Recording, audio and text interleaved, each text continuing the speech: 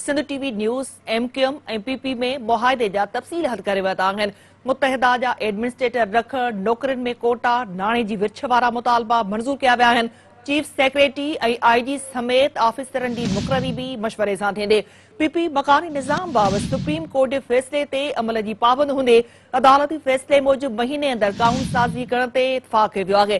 कराची जो administrator MQM जी सिफ़ारिश ते मुक़ररु थींदो। हैदराबाद जे एडमिनिस्ट्रेटर लाइ MQM 3 ऑफिसरनि जा नाला ॾींदे सिंध सरकार 3 मां कंहिं हिक खे मुक़ररु करण जी पाबंद हूंदे। कोरंगी, सेंट्रल ऐं ओभर ज़िलनि जे एडमिनिस्ट्रेटरनि लाइ बि नाला मुतहदा ॾींदे DMC ओलह जे एडमिनिस्ट्रेटर लाइ बि गॾियल मशवरे सां नालो ॾिनो वेंदो। सूबाई विर्छ जोगे पूल मां मकानी इदारनि लाइ नाणे जी विर्छ जो फार्मूलो बि तइ कयो वियो आहे।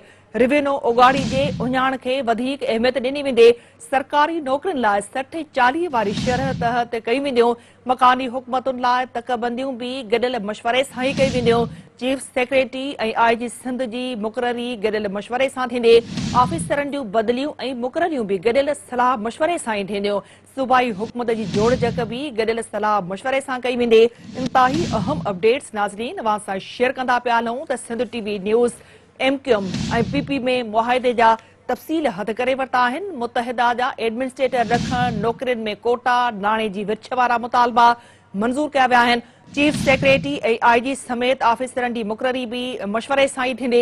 PP मकानी निज़ाम बाबति सुप्रीम कोर्ट जे फ़ैसिले ते अमल जी पाबंद बि हूंदे अदालती फ़ैसिले मूजिबि महीने अंदरि कानून साज़ी करण ते इत्फ़ाक़ कयो वियो आहे। कराची जो एडमिनिस्ट्रेटर MQM जी सिफ़ारिश ते मुक़ररु थींदो। हैदराबाद जे एडमिनिस्ट्रेटर लाइ MQM 3 ऑफिसरनि जा नाला ॾींदी। सिंध सरकार 3 मां कंहिं हिक खे मुक़ररु करण जी पाबंद हूंदे।